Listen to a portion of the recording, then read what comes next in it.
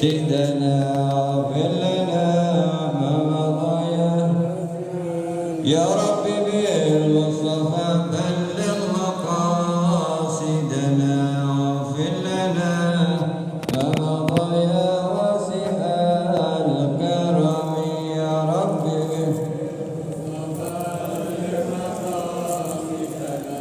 واغفر لنا ما مضى ثم الرضا عن ابي بكر وعن عمر وعن علي وعن عثمان ذي الكرم مولاي صل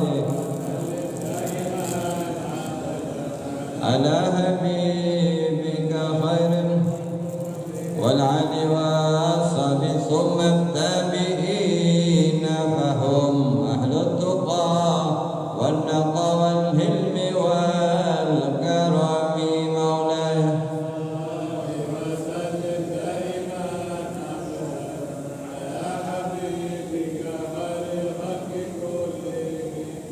أبيضها قد أتت 60 مع 100 فلس بها كربنا يا واسع الكرم مولاي صل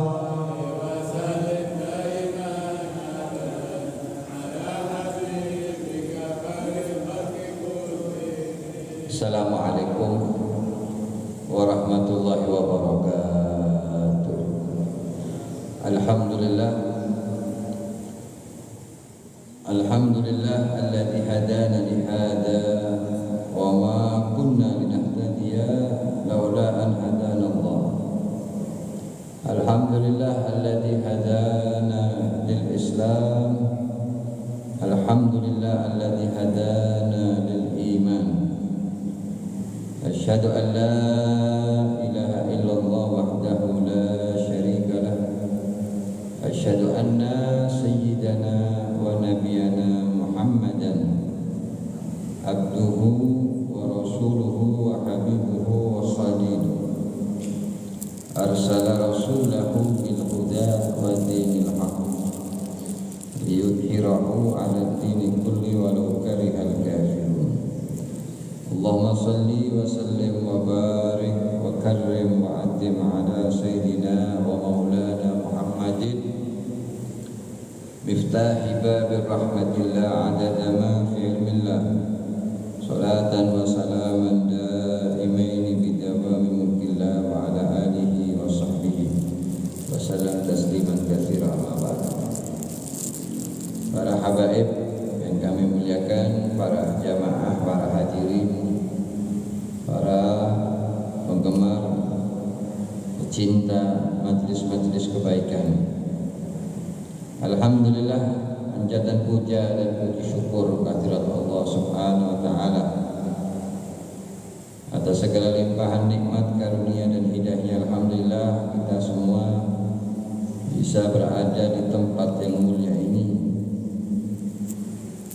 rumah Allah, Baitullah, dalam keadaan sehat walafiat di waktu-waktu yang sangat mulia bainal maghrib wal isya.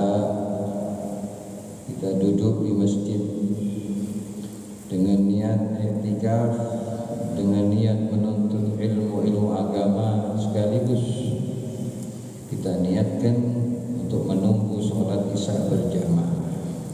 Semoga amal ibadah panjenengan semua menjadi sebab segala dosa panjenengan semua diampuni oleh Allah. Amin Allahumma. Dan segala hajat panjenengan semua yang hadir semoga dikabulkan oleh Allah. Amin Allahumma.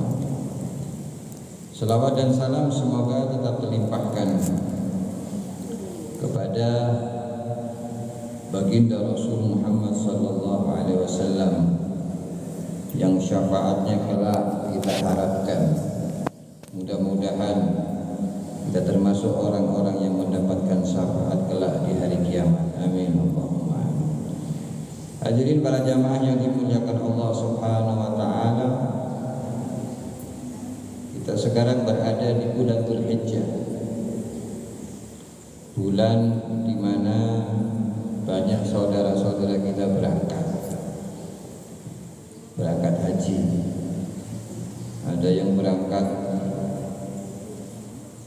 setengah bulan yang lalu sudah berangkat. Ada yang berangkat dengan harga 50 juta ya. Ada yang 200 juta, ada yang 300, ada yang 700 juta, macam-macam ya. Semua tujuannya satu, memenuhi panggilan Allah Subhanahu wa ta'ala, melaksanakan salah satu kewajiban. Hukumnya wajib ya. Orang melaksanakan haji itu hukumnya wajib bagi yang mampu. Walillahi 'alan nasi hajjul baiti man istata'a ilaihi sabila. Tapi kalau yang tidak mampu tidak wajib, baik mampu secara materi maupun secara fisik. Dan perjalanan haji ini sebetulnya adalah persis seperti perjalanan orang yang akan meninggalkan dunia, orang mati. Orang kalau mau mati yang dibawa apa? Kain kafan. Persis seperti orang yang haji, dia memakai baju ihram yang tidak berjahit. Tidak peduli itu siapapun, mau itu presiden, bahkan mungkin kalau ada yang di atasnya presiden, harus wajib hukum pakai apa? Baju ihram. Kalau ada orang mau haji tidak mau pakai baju ihram tidak sah. Sebagai wujud apa? Siap bahwa saya nanti manusia akan menghadap Allah, tidak akan dibawa pakaian angkat, ditanggalkan semua pakaian keduniaan, ditanggalkan. Mau itu pejabat, mau itu polisi, presiden, semua dilepas pakaian-pakaian keduniaan. Yang dibawa hanyalah pakaian kematian, yaitu pakaian putih. Gambarannya persis seperti orang nanti akan menghadap Allah. Kalau kita lihat orang yang berangkat haji, kita ditinggal keluarganya, anaknya, semua ditinggalkan. Dia pakai perbekalan, bawa bekal ke sana, siap mati. Kalau zaman dulu mungkin orang berangkat haji mungkin tidak 1 bulan, 2 bulan, setahun naik kapal laut, taruhannya nyawa. Padahal perjalanan haji itu adalah gambaran nanti ketika orang akan menghadap Allah Subhanahu wa ta'ala, adalah perjalanan yang dia tidak akan kembali lagi. Kalau haji masih balik lagi kalau ke sepanjang umur. Dan kalau kita melihat ibadah haji itu, kita tidak lepas dari nafas tilas tentang perjalanan Nabi Allah Ibrahim alaihi salam dan Nabi Allah Ismail. Jadi kalau orang berangkat haji, ketika dia berangkat, banyak kita melihat simbol-simbol. Simbol itu apa ya? Kalau kita orang ngelempar batu, ada lempar batu wajib. Ketika di Mina nanti ngambil batu terus dilempar. Nanti lari ke Safa, Bukit Marwah, sa'i. Itu semua adalah ibadah yang dilakukan oleh Nabi Allah Ibrahim dan tidak lepas. Ketika Nabi Allah Ibrahim akan menyembelih putranya Ismail, di saat itu Nabi Allah Ibrahim membawa anaknya ke atas bukit. Disitulah syaitan datang menggoda, memberikan bisikan-bisikan. Intinya apa? Supaya Ibrahim jangan sampai menyembelih putranya Ismail. Maka dari itu ketika itu Nabi Allah Ibrahim mengambil batu, dilempar.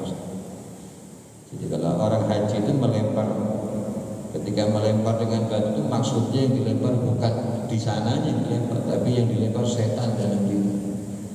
Katanya Al-Imam Ali Zainal Abidin, kalau orang berangkat haji tapi dia tidak memahami apa makna di balik haji, nilainya kurang sempurna.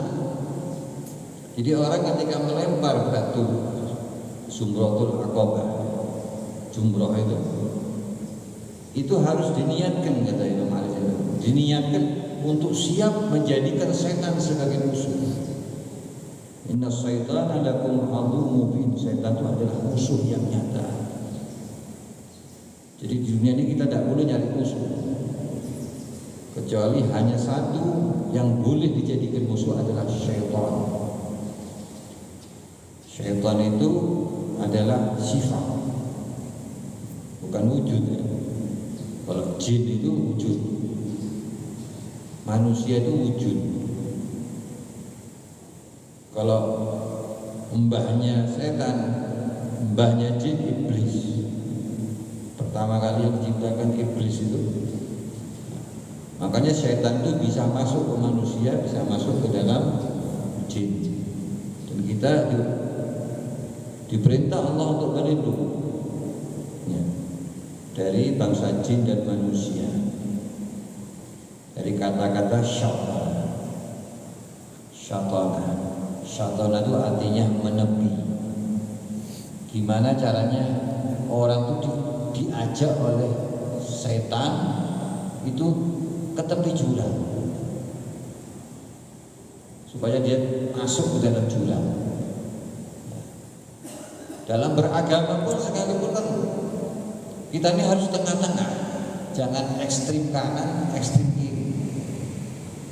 Tidak boleh terlalu fanatik sama agama. Orang kalau terlalu fanatik agama, sedikit-sedikit haram, sedikit-sedikit syirik, itu berlebih-lebihan. Kadang-kadang saudara sendiri dikafirkan, sama-sama sholat ya, dikafirkan. Itu namanya ekstrim kanan. Ekstrim kiri juga tidak boleh, terlalu gampangkan agama, ngeremehkan agama. Itu orang-orang yang liberal, yang gampangkan agama. Kebenaran itu selalu ada di tengah-tengah, yang mutawasil, yang moderat ya. Ini gimana setan supaya orang ini bisa digiring misalnya. Setan berupa jin tidak kelihatan, masuk ke dalam tubuh manusia. Dan kita tidak bisa melawan setan itu dengan kekuatan kita, hanya membutuhkan daripada pertolongan Allah Subhanahu wa ta'ala dengan zikrullah, dengan membaca doa. Adapun setan berupa manusia, setan yang masuk ke dalam manusia, kemudian manusia itu menggoda. Ketika ada orang, manusia merayu orang untuk supaya maksiat sama Allah ya. Karena ada kitabnya qul a'udzu birabbin nas malikin nas ilahin nas min syarril waswasil khannas, berlindung dari waswasil khannas, bisikan khannas alladzi yuwaswisu, yang mana dibisikkan untuk apa? Membisikkan ke dalam dada manusia, bisudurinas minal jinnati wan nas, dari bangsa jin. Jadi manusia itu bisa dikategorikan setan kalau manusia itu merayu orang lain dengan omongannya untuk maksiat. Itu dikategorikan setan. Kecuali kalau ada orang manusia maksiat, tapi dia tidak merayu orang, ngajak orang untuk maksiat, itu belum dikategorikan setan. Tapi kalau dia sudah merayu orang untuk berbuat maksiat, orang itu sudah dikategorikan setan. Maka kita apa? Cukup ucapkan a'udzubillahi minasyaitonir rajim. Dan setan itu paling takut apa? Kalau orang zikrullah. Ketika orang ingat sama Allah, setan akan lari. Kemudian biasanya orang kalau mau sholat azan itu juga membuat setan akan lari. Makanya kenapa dianjurkan ketika bayi lahir itu telinga kanan diazani, ya, telinga kiri diiqamah. Tujuannya apa? Karena ada setan yang berupa jin yang mengganggu bayi yang baru lahir, maka diazani. Termasuk orang yang sholat, ketika orang mau sholat diazani, kemudian iqamah supaya setan yang akan mengganggu dia akan lari.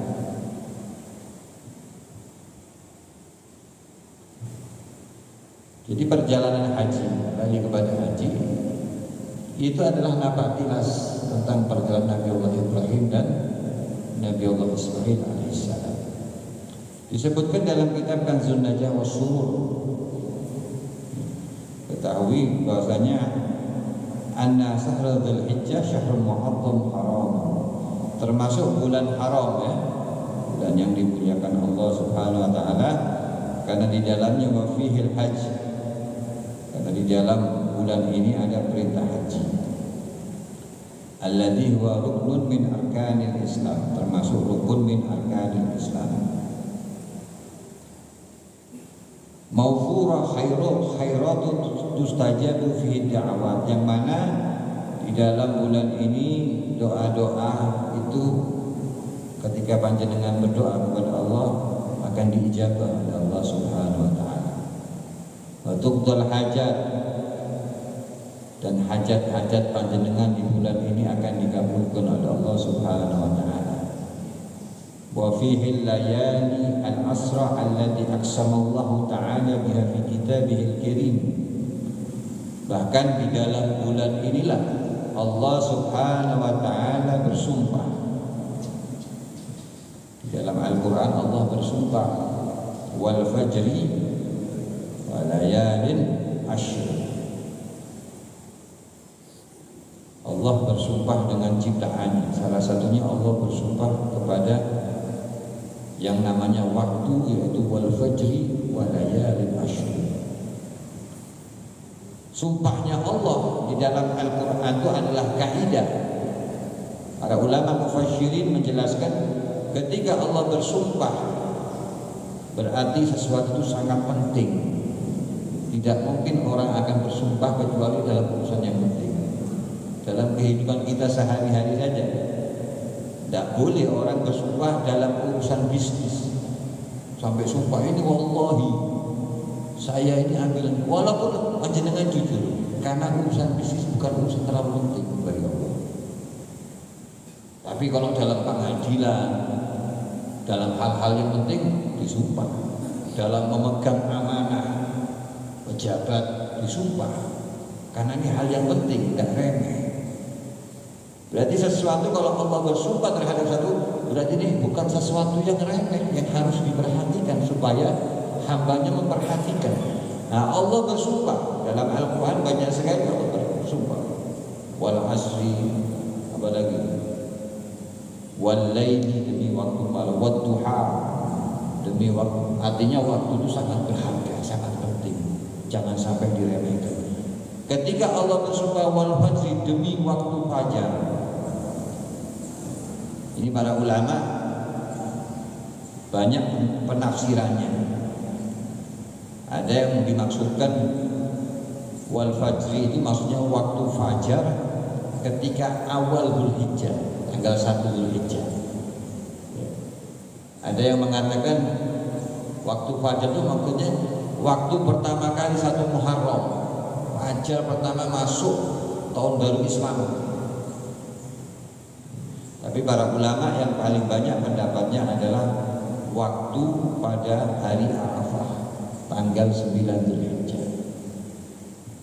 Disebutkan Al-Imam Jalal As-Suyuti rahimallahu ta'ala fi tafsir. Kalau Al-Imam Suyuti mengatakan fajrun awwalu yawma minal Muharram. Ada yang mengatakan au fajrun awal yauman nahar. Ada yang mengatakan juga waktu fajar pada tanggal 10 Dzulhijjah, ketika hari penyembelihan hewan kurban 10 Dzulhijjah. Itu waktu subuh ketika hari raya Idul Adha.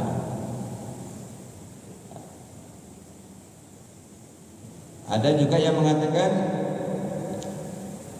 fajrun awal yauma min Dzulhijjah. Alasannya kenapa? Jadi wal fajri maksudnya itu fajar pertama pada tanggal 1 Dzulhijjah. Karena setelah itu diiringi dengan walayalin ashrin. Kemudian diikuti dengan 10 malam. Maksudnya 10 malam itu tanggal 1 Dzulhijjah sampai tanggal 10 Dzulhijjah.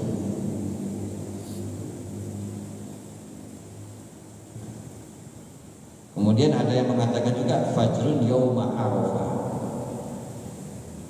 hari fajar tanggal 9 Dzulhijjah. Dan inilah gaulnya ulama paling banyak. Hampir mayoritas ulama mentafsirkan fajarnya itu adalah pada tanggal fajar 9 Dzulhijjah, itu hari Arafah. Dan masih banyak lagi tafsiran. Walayalin asrin, dan demi waktu 10 malam, li'annaha afdal layalis sana, paling afdolnya malam. Kenapa pakai ini? Kalau istilah bahasa Arab ada layalin, tidak pakai alif lam ya, wal fajri, waw alif lam fa jim ra, al fajr. Jadi ada alif lam, itu namanya isim ma'rifat, demi waktu fajar itu. Tapi ketika malam Allah tidak menggunakan walaini. Kalau walaini kan pakai alif lam, tapi walayalin. Jangan kalau buka Al-Quran nanti lihat lagi ya, surat Al-Fajr itu Allah menggunakan pakai tankir. Tankir itu nakirah, yaitu tidak pakai alif lam. Malam, ngomong malam. Kalau malam orang ada malam apa? Kalau malam itu berarti namanya ma'rifah. Kenapa dalam Al-Quran ketika Allah menyebutkan walayalin asr dengan nakirah malam yang tidak tertentu, malam apa maksudnya? Li'annaha afdal layalis sana, karena paling afdalnya malam di tahun itu. Jadi malam yang paling afdal selama 1 tahun itu adalah malam, di antara tadi yang dimasukkan pentafsiran adalah malam 9 Dzulhijjah, Yaum Arafah. Sebab Yaum Arafah itu sebagian ulama mengatakan kenapa dikatakan Yaum Arafah? Satu, Arafah itu dari kata-kata araf. Dulu ketika Nabi Allah Ibrahim sebelum menyembelih Nabi Allah Ismail, Nabi Allah Ibrahim melihat dalam mimpi bahwasanya Allah memerintahkan untuk menyembelih putranya Ismail. Ketika itu Nabi Allah Ibrahim belum mantap untuk menyembelih, makanya ada nama Yaumut Tarwiyah, masih bertanya-tanya apa benar ini mimpi. Dia yakin tapi belum 100%. Sehingga pada tanggal 9 Dzulhijjah dari itu beliau benar-benar Arafah, benar-benar meyakini kalau ini mimpi harus cepat-cepat dilaksanakan. Makanya dikatakan Arafah, Yaum Arafah, hari di mana kemantapan Nabi Allah Ibrahim untuk siap menyembelih putranya Nabi Allah Ibrahim, Nabi Allah Ismail alaihissalam. Kemudian yang kedua, Yaum Arafah, kalau orang di perjalanan haji itu intinya haji itu Arafah. Yang tidak ada di umroh itu, panjenengan kalau umroh kan bisa, tapi tidak ada di orang umroh tuh, ayo ke Arafah yuk, tidak ada. Arafah itu hanya ada di haji, makanya al-hajju Arafah. Jadi intinya orang haji itu di Arafah. Kalau di umroh orang sa'i juga sa'i, ya kan? Muter Ka'bah. Tapi kalau di haji hanya Arafah, hanya haji. Jadi orang tinggal di satu padang yang luas, yang mana tempat itu ditentukan sudah, tidak boleh kemana-mana, ya di daerah itu sudah. Berjuta-juta manusia kumpul di satu tempat.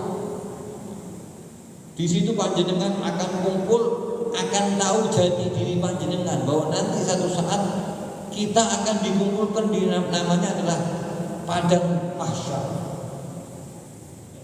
Di sana orang, bayangkan kalau kita ke Arafah, kebetulan Al-Fakir pernah berangkat.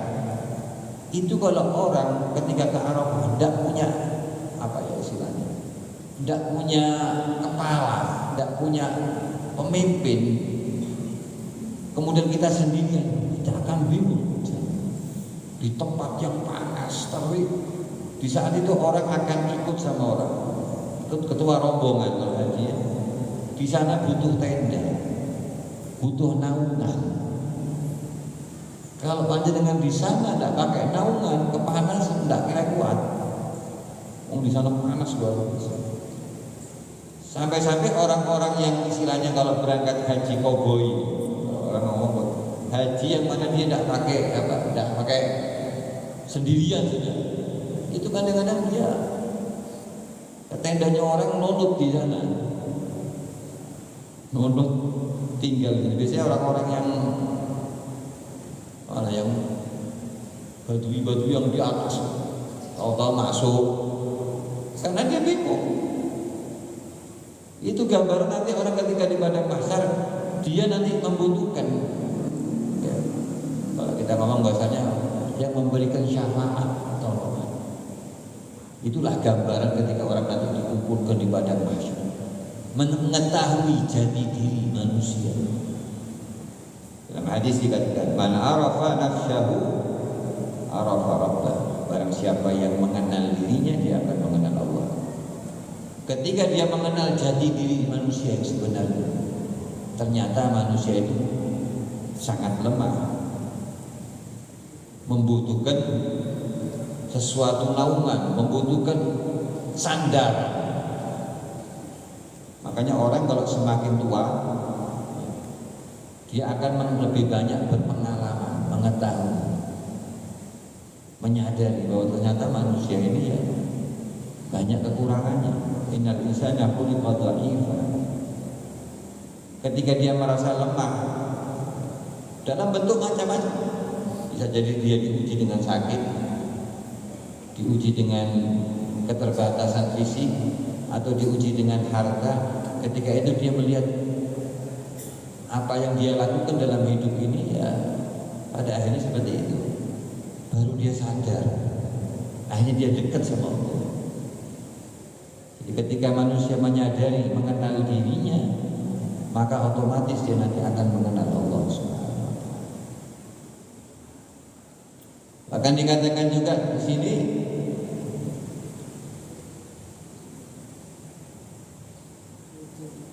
wa huwa al-masyhur as-sahih wal aktsarun anna al-fajr ba'da yaum Arafah. Tadi dijelaskan. Bahkan para ulama kana yufaddiluna salasa asrat. Ini umum. Orang itu umumnya mengagungkan 10. Pertama tanggal 1 Muharram sampai 10 Muharram. Kemudian tanggal 10 akhir di bulan Ramadan. Dan yang ketiga adalah tanggal 1 Dzulhijjah sampai 10 Dzulhijjah. Hal itu disebutkan, dikatakan ma min ayyamin afdal indallah.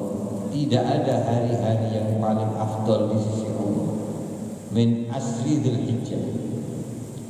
Ketika orang beramal, berbuat baik, tidak ada yang paling utama kecuali ketika dia melakukan mulai tanggal 1 sampai tanggal 10 Dzulhijjah. Makanya orang banyak yang berpuasa, orang yang banyak berzikir kepada Allah Subhanahu wa Ta'ala dilakukan mulai tanggal 1 sampai tanggal 10. Wala layalin afdal min layalihinna. Maka tidak ada malam-malamnya yang paling afdal kecuali malam-malam dari itu mulai tanggal 1 Dzulhijjah sampai 10 Dzulhijjah. Wa huwa khatimul ashhur al-ma'lumat al-madhkurah. Termasuk bulan terakhir. Karena Dzulhijjah termasuk apa? Bulan Muharram. Dan haji itu dilakukan adalah pada bulan Dzulhijjah. Al-hajju ashhurun ma'lumat. Haji itu adalah dilakukan pada bulan-bulan yang sudah dikenal, diketahui, yaitu bulan Syawal, bulan Dzulqa'dah, dan bulan 1 sampai tanggal 10 Dzulhijjah.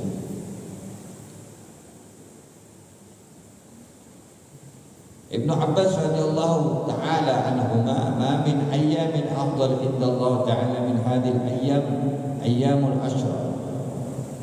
Tidak ada hari-hari yang paling utama di sisi Allah Subhanahu wa Ta'ala daripada hari-hari ayyamul ashr, tanggal 1 Dzulhijjah sampai tanggal 10 Dzulhijjah. Wa aksiru fihinna minat tahlil, maka dari itu dianjurkan tanggal 1 sampai tanggal 10 kita memperbanyak membaca la ilaha illallah, wa takbir, membaca Allahu Akbar. Fa innaha ayyamut tahlil wa takbir wa dzikrullah azza wa jalla, karena hari-hari itu adalah hari di mana harinya orang bertahlil, membaca la ilaha illallah, membaca takbir dan berzikir kepada Allah Subhanahu wa taala. Termasuk juga berpuasa. Wa anna siyama yauma fiha ya'dilu siyamu sanah. Orang yang berpuasa pada hari itu tanggal 1 sampai 10 Dzulhijjah, khususnya Yaumul Arafah, Yaumut Tarwiyah, itu sebanding seperti dia puasa selama 1 tahun pahalanya di sisi Allah Subhanahu wa taala. Bahkan wal amalu fihinna yudha'afu bi sab'ahmiyah ila ghairi dzalik min al-ahadits wa misli dzalik. Bahkan juga orang beramal ketika itu akan dilipat gandakan sampai 700 kali lipat pahalanya. Kemudian jadi dikatakan wajah annahu yustajabu fi hadil asr ad-du'a, dan orang yang berdoa di hari-hari itu maka doanya akan diijabah oleh Allah Subhanahu wa taala. Wa annahu la yuraddu fihinna, dan tidak akan ditolak doanya oleh Allah Subhanahu wa taala. Wa kaifa yuraddu fihinna ad-du'a? Para ulama mengatakan bagaimana mau ditolak doanya di hari-hari itu, sedangkan di dalamnya ada hari Arafah, alladzi, yang mana diriwayatkan ruwiya annahu afdal ayyamud dunya, paling utamanya hari selama 1 tahun itu adalah hari Arafah. Ketika jamaah haji kumpul di padang Arafah berdoa kepada Allah, bukan berarti hanya orang yang haji, kita yang tidak haji juga berdoa. Kalau di Hadramut, di Yaman, orang tua-tua kita bikin majlis di hari Arafah sebelum maghrib, kumpul satu lapangan, bukan di masjid, di lapangan ba'dal asar. Semua kumpul membaca zikir bareng-bareng, membaca kalimat la ilaha illallah adadan layali wa tuhur, la ilaha illallah, jamaahnya ngikuti sampai menjelang buka. Yang hadir semua puasa. Jadi habis selesai, kemudian buka puasa, makan kurma, kemudian sholat maghrib berjamaah. Bacaannya la ilaha illallah adal layali wa tuhur, la ilaha illallah adal amwajil buhur, la ilaha illallah adal nabati wasyajar. Macam-macam redaksinya banyak, ada yang sampai 10, dibaca 10 kali. Kalau kita dibaca 10 kali, kalau tidak hafal ya baca la ilaha illallah berbanyak. Karena disebutkan juga kultu, yang mengarang kitab ini mengatakan paling bagus dibaca la ilaha illallah itu adalah dibaca banyak 10 kali. Ya 10 kali satu. Kalau ini kan umpamanya kita baca la ilaha illallah adadal layali wa tuhur, maka ini dibaca 10 kali. Diulang lagi 10 kali. La ilaha illallah adal ayyami wa syuhur, la ilaha illallah adal amwajil kubur, la ilaha illallah adal putri wal matar. Kali lagi dari awal lagi seperti itu. Dibaca 10 kali. Bahkan disebutkan juga, diriwayatkan juga Al-Allamah Asy-Syaikh Al-Khitab Al-Maki Al-Maliki rahimahullah ta'ala wa nafa'ana bih. Qala yutlab ay yukarrirahu al-insan kulla yawmin ma tayassara min ghairi dhabat adadan muayyin bi asbil hijjah. Jadi mulai tanggal 1 Dzulhijjah sampai Dzulhijjah membaca la ilaha illallah tidak harus berapa, semampunya. Tidak harus 10 kali, pokoknya dibaca. Setiap tanggal 1 mau ba'dal maghrib, ba'dal isya, baca. Kemudian beliau memberikan salah satu doa. Doanya itu kalau dibaca ini, doa ini, maka dia akan bisa membayar hutang-hutangnya. Liqada'id dain, bisa membayar hutang. Doanya apa? Allahumma farajakal qarib, Allahumma sirrakal hasin, Allahumma ma'rufakal qadim, Allahumma awaidakal hasanah, Allahumma ataqal hasan al jamil, ya qadimul ihsan ihsanakal qadim, ya daimal ma'ruf ma'rufakal qadim. Ini namanya tajriban. Orang biasanya ngomong apa namanya? Mujarobat. Ya, mujarobat. Mujarobat itu apa maksudnya? Jadi mujarobat itu dari kata jarrobah. Jarrobah itu orang yang pernah ngalami, sudah apa, makan garam. Jadi dia meraktekkan ternyata manjur. Tajrib, sudah ngalami, sudah dicoba. Jadi kalau sudah mujarobat tajriban itu berarti orang-orang sholat itu tidak main-main, sudah dijalani, ternyata betul-betul maju. Namanya orang kalau ngomong dulu mujarobat, obat. Itu kan karena apa? Karena sudah dicoba. Mujarobat. Tapi kalau dari asal katanya itu dari kata-kata jaroba. Jaroba itu bahasa Arabnya artinya orang yang nyoba. Dicoba. Oh iya, sama saja seperti panjenengan minum obat. Coba minum obat ini, minum sembuh. Wah iya sembuh. Berarti kan panjenengan ngalami, sudah dicoba. Itu namanya. Nah ini ulama-ulama soleh ini sudah coba. Makanya beliau berani nulis ini. Ya. Dibaca doanya. Kemudian disebutkan dalam kitab Nahjul Bidayah, anna mimma yufidu fil 'am kalimat yaksuru minha fi asdul hijjah. Aqtaniha Syekhuna radhiyallahu ta'ala anhu wa Allah. Wa wajadtu fi ba'dil kutub anna Rasulullah sallallahu alaihi wasallam kana ya'lamuha li khawas ashabi wa iya. Jadi ini juga diperkuat oleh perkataan oleh kepada ulama dalam kitab dulu. Beliau menyebutkan ini, saya melihat bahwasanya Rasulullah memberikan ini kepada sahabat-sahabat yang khusus. Artinya kan berarti kan tidak main-main untuk orang-orang tertentu. Misalkan ngasih amalan-amalan, yang punya masalah dikasih. Apa itu? Ini doanya. Jadi ini yang diberikan Rasulullah kepada sebagian sahabatnya khusus, sahabat-sahabat yang khusus. Apa itu? Membaca hasbiyallah wa kafa, cukup Allah. Saya cukupkan semua urusannya, saya serahkan sama Allah. Sami Allah laman da'a, Allah maha mendengar setiap apa yang saya doa. Laisa wara'ahu muntaha, tidak ada akhir daripada ujungnya. Man tawakkal 'ala Allah kufiya, barang siapa yang bertawakal kepada Allah sama Allah dicukupkan.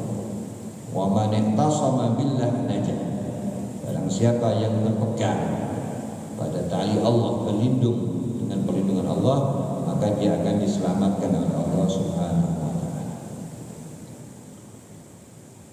Dan masih banyak doa-doa yang dibaca khususnya pada bulan Dzulhijjah, ya, termasuk dalam kitab Al-Ihya Ulumuddin juga disebutkan. Alhasil yang penting panjenengan berdoa. Ada sebagian juga ulama menganjurkan doa-doa dari Al-Qur'anul Karim, ya.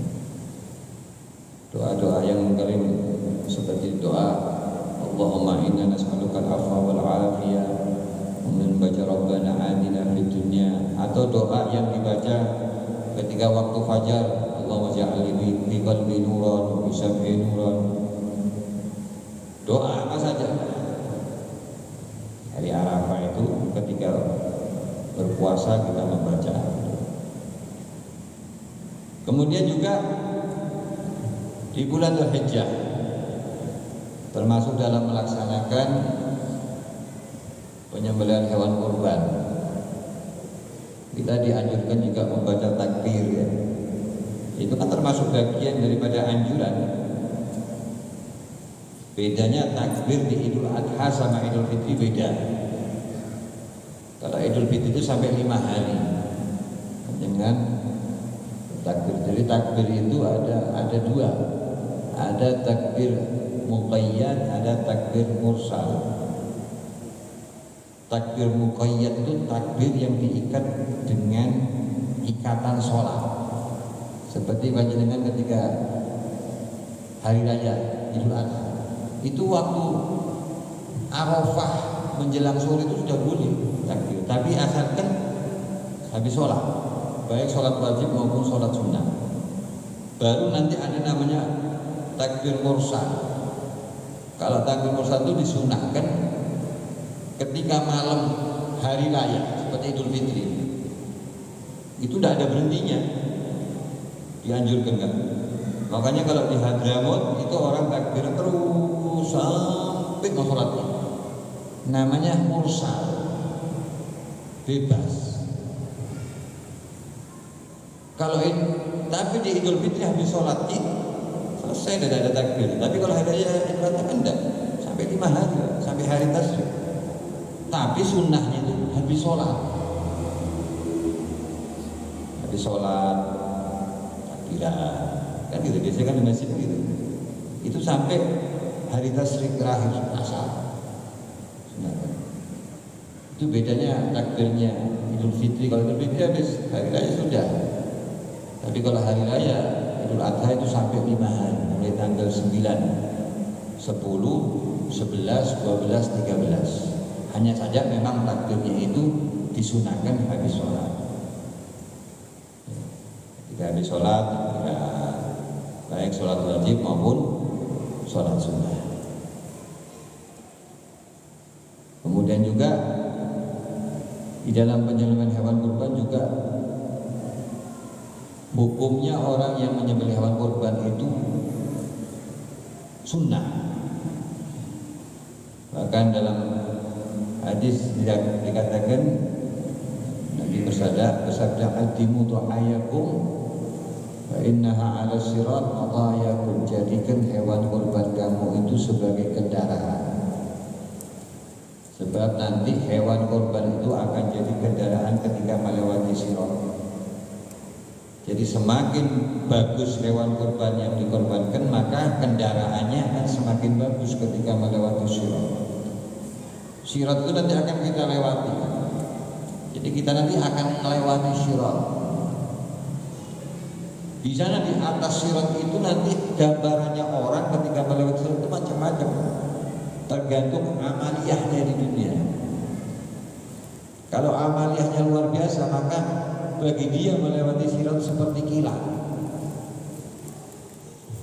Padahal sirat itu kalau dihitung dalam ukuran dunia, jembatan itu kalau tidak pakai amaliyah yang bisa menjadikan kita seperti kilat, ya lama. Makanya gambarannya seperti ada yang ngesot, ada yang jalan, dan nyampe-nyampe.